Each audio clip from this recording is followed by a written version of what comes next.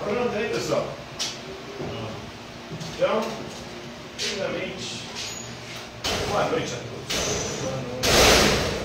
Quero desejar as boas-vindas para aqueles alunos que estão voltando ou estão iniciando agora com a gente. Tem aqueles que estão voltando, fizeram o segundo, tem aqueles que estão começando agora. Para quem não me conhece, eu sou Pedro, professor de filosofia, e vamos trabalhar com esse conteúdo aí, no terceiro ano aí de vocês, esse semestre. Que se tudo der certo, vai ser o último. Vocês vão acabar isso aqui e ficar livre, pelo menos da educação básica. Espero que vocês depois façam um curso superior ou conquistem outras coisas maiores aí ao longo da vida de vocês. E no terceiro ano a gente estuda filosofia contemporânea. A filosofia contemporânea é aquela que acontece do século XIX, depois da Revolução Francesa, até os nossos dias. Para a aula de hoje vamos falar de um filósofo contemporâneo. Ele nasceu em 1921, está vivo ainda, tem 103 anos, chamado Edgar Morin, um filósofo francês, então contemporâneo a ele. Ele vai defender a teoria do pensamento complexo. Segundo ele, nós vivemos num mundo que tenta simplificar demais as coisas. E toda simplificação é equivocada. Para todo problema complexo, tem uma resposta simples e completamente equivocada. Ou seja, sempre que tentamos dar respostas simples para os problemas complexos da realidade, a gente arruma problema. Por quê? Porque não consegue dar conta do problema. Então tem um monte de gente aí que acha que tem a solução para os vários problemas da humanidade. E soluções aparentemente simples. Para alguns, por exemplo, é só a humanidade seguir a religião dele. Se todo mundo seguir aquela religião que ele acredita, o mundo vai ser melhor. Será? A boa parte da história da humanidade foi dominada por religiões. Será que o mundo era melhor naquela época? Vamos pensar na Bíblia. Na Bíblia nós temos lá o Antigo Testamento. Nós temos Moisés, os profetas, Abraão, Noé, Adão e Eva.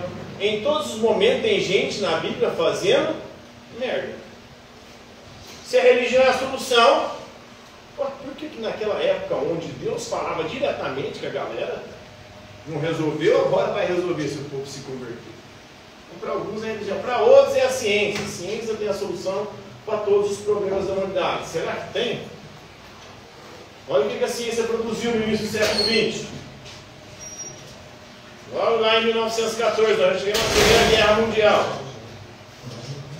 Com armas químicas sendo usadas ali, gás de pimenta, com armas que produziam a morte em massa, armas de fogo. Depois da segunda ainda piorou, não era nem mais arma química nem armas de fogo, agora é arma nuclear, bombas atômicas. Olha o que a ciência produziu. Será que ela vai resolver o nosso problema ou ela vai adiantar a nossa extinção? Então o bagulho é complexo. E complexo por quê? Porque não é só uma coisa ou outra que a gente tem que analisar. São vários aspectos que envolvem a realidade. E para a gente compreender os problemas, a gente tem que ver todos esses aspectos. Não é só uma coisa ou outra que faz as situações e circunstâncias darem B.O. Então ele defende isso, esse pensamento complexo. Ele vai defender a reintegração do conhecimento. O que ele vai dizer? O conhecimento da modernidade para cá, do século XVII, da Revolução Científica para cá, ele está se fragmentando. Então cada pessoa se especializa numa área. E aí ela não se comunica mais com as outras. Cada área fica isolada uma da outra. Se fazer um doutorado, por exemplo, você vai saber quase tudo sobre quase nada. E você vai ter que delimitar uma área bem específica ali do conhecimento. E aí você acaba que não comunica com outras áreas. Para ele, é preciso reintegrar o conhecimento, fazer com que as diversas descobertas científicas se integrem para a gente ter essa visão complexa da realidade, para que a gente não fique achando que soluções simples podem resolver os nossos problemas, os problemas dos humanos. Né? Então é preciso reintegrar esse conhecimento e, novamente, ter uma perspectiva mais global e não uma perspectiva fragmentada como que acontece aqui, por exemplo, em sala de aula. Eu venho aqui falar de filosofia, o outro vem falar de português, o outro fala de biologia, o outro fala de química, o outro fala de química, física, e ninguém se comunica com ninguém. Fica parecendo coisas soltas e isoladas. Mas tudo isso aí compõe a realidade que nós lidamos. A física fala sobre o movimento, a química sobre os elementos químicos, mas tudo isso está interligado. É preciso reintegrar esses conhecimentos e mostrar que todos eles compõem a realidade, o mundo que nós vivemos, compõem a nós mesmos. Ele vai dizer que a mente humana também é complexa. E ele vai ser contra a simplificação do pensamento humano. Ele vai dizer que a complexidade da nossa mente, ela, por ser complexa, ela pode compreender a complexidade da realidade. Então é graças a essa mente complexa humana que nós podemos, compreender a realidade. Desde que a gente não a simplifique, desde que a gente não a fragmente. Ele vai dizer que a realidade, ela é ambígua, ela é contraditória, e por ser ambígua e contraditória, nós devemos compreender dessa maneira. Não existem verdades absolutas e prontas para as coisas. E a mente humana ela é capaz de perceber isso. Perceber que os dogmas são, na verdade, muito mais um problema do que uma solução. O dogma é uma verdade absoluta e irrefutável, Então a mente humana ela é complexa e capaz de compreender a complexidade da realidade. E é preciso a reflexidade também. O que é a reflexividade para ele? Toda solução que a gente apresentar, levando em consideração todos os pontos, toda a complexidade da realidade, a gente tem que refletir sobre ela. Porque toda solução ela apresenta problemas. Então a gente tem que estar constantemente revendo aquilo que a gente acha que é certo. Porque aquilo que a gente acha que é certo, pode ser certo em um determinado momento. Mas pode, em outro momento, trazer mais problemas do que soluções. Então por isso que é necessária a reflexividade. A gente rever constantemente os nossos conhecimentos, as nossas crenças, as nossas posições. A própria ciência deve ter essa reflexividade. E vai falar de uma crise da modernidade. E para ele, a crise da modernidade é porque a modernidade nos trouxe esse beco sem saída. Nos trouxe muito conhecimento, mas ao mesmo tempo nos trouxe o problema da simplificação. As pessoas acreditam que é simples resolver os problemas. Por exemplo, os problemas da política. É só eleger o meu candidato, que aí está resolvido. Tá? Nós tivemos dois candidatos completamente opostos eleitos. Bolsonaro, quando ele chegou lá, ele resolveu? Não resolveu. O Lula chegou lá, ele resolveu? Também não resolveu. Por quê? Porque a realidade é complexa. Não é simples, não é elegendo um caboclo, um sujeito, que ele vai mudar o mundo.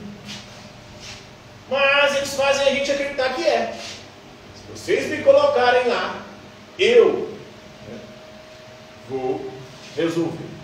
Eu vou fazer o que vocês querem. Eu vou implantar o modelo que vocês acham que é o melhor para o nosso país. Mas chega lá, meu amigo, a realidade é muito mais complexa. Você tem que lidar com o Congresso, você tem que lidar com a opinião pública, você tem que lidar com a imprensa, você tem que lidar com o mundo. Então, nunca é simples. Aí está a crise da modernidade. Nos vendem soluções simples para problemas complexos. Muitas vezes travestidos de cientificidade, de conhecimento, de verdade, quando na verdade não passa de uma ilusão. E para isso, para a gente superar essa crise, é preciso a gente compreender que a realidade é complexa e não há resposta simples. Então por isso a gente tem que ver todos os lados, todos os pontos, todas as possibilidades, para que assim a gente possa medir. Mesmo assim, mesmo depois de analisar tudo, a gente tem que saber o seguinte, que a gente ainda pode produzir respostas erradas. Respostas insatisfatórias para os problemas. Por isso a reflexividade. Compreenderam aí o pensamento do Edgar Morin? O nosso francês, ele nasceu em Paris, filho de imigrantes judeus da Grécia, os pais deles eram gregos. Sua visão positiva em relação ao progresso, ele estava para o progresso nos trazer como um melhor. No início do século XX, essa era a questão. Dois grupos de filósofos discutiam, os otimistas e os pessimistas. Os pessimistas, nós estávamos caminhando para a extinção. Para os otimistas, o progresso produziria um mundo cada vez melhor. Então ele tinha uma visão positiva em relação ao progresso da civilização ocidental. Para ele era temperada pelo que percebe como efeitos negativos dos avanços técnicos científicos. Por mais que tenha problemas, ele acreditava que a gente conseguiria superar esses problemas. Então o progresso pode criar riqueza, na verdade criou. Nós vemos na era da história da humanidade que percentualmente nós temos o menor número de gente que passa fome, passa necessidade. Percentualmente, né? Em números absolutos é mais. Porque estima-se que hoje quase 1 bilhão de pessoas do mundo passam fome. Isso é 1/8 da população mundial. Se a gente for para o século XIX, no século XIX não tinha 1 bilhão de pessoas no mundo. Então, em números absolutos, tem mais gente passando fome. Mas no século XIX, que não tinha 1 bilhão de pessoas no mundo, mais da metade passava fome. Então agora nós temos 1/8 passando fome. Aí a gente acha que o mundo está mais violento, porque a mídia também passa isso para a gente. Mas não. Nós vivemos na era menos violenta da história da humanidade. Por mais que tenha muita guerra aí, confronto, o Brasil tenha 40 mil mortes por ano por assassinato. Por quê? Porque antes do século XIX, XVIII, os períodos anteriores, tudo resolvia era na morte. Era duelo. Era na guerra. Então morria muito mais gente de violência do que hoje. Percentualmente. Claro que tinha menos gente, né? Hoje pode morrer mais em números absolutos, mas em porcentagem morre muito menos. Nós vemos na era menos violenta, onde as pessoas menos se matam.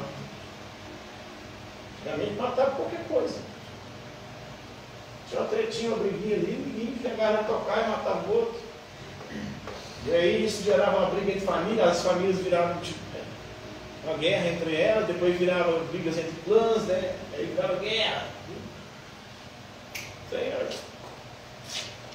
Então o progresso está melhorando a nossa vida, se tornando menos miseráveis, menos violentos, mas parece trazer aí o colapso da responsabilidade da consciência global. Aí tem um problema, né?